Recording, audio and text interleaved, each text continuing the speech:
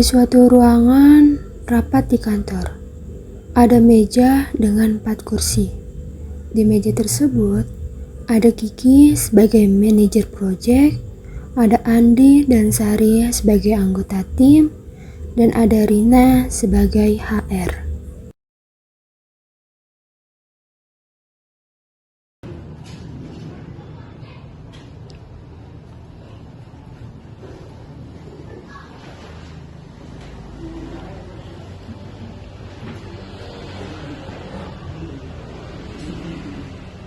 Terima kasih sudah datang semuanya. Kita harus membahas beberapa masalah yang ada pada proyek kita kali ini.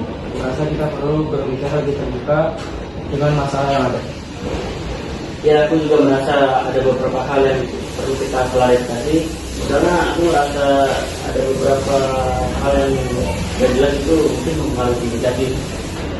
Aku juga merasa begitu. Beberapa arahan seperti yang berubah dalam pengetahuan sebelumnya ini membuat kami bingung dan kurang efisien. Terima kasih atas keterbukaan kalian. Salah satu tujuan rapat ini adalah untuk memahami masalah yang ada dan mencari solusi. Jadi apa kamu bisa menjelaskan bagaimana kita bisa memperbaiki komunikasi di dalam tim? Ya, aku mengerti.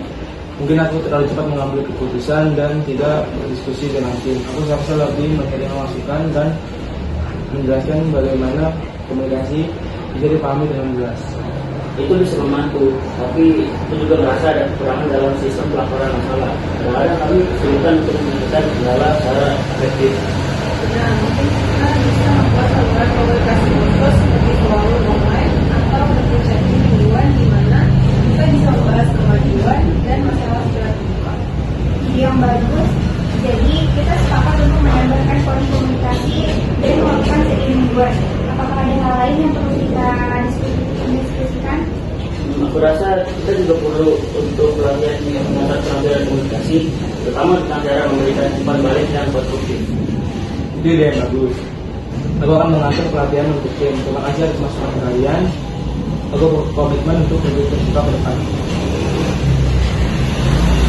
Juga atas kontribusi aku merasa kita lebih baik jika kita terus berkomunikasi secara terbuka seperti ini. Baik, kita sudah memiliki beberapa langkah konkret untuk memperbaiki komunikasi di tim.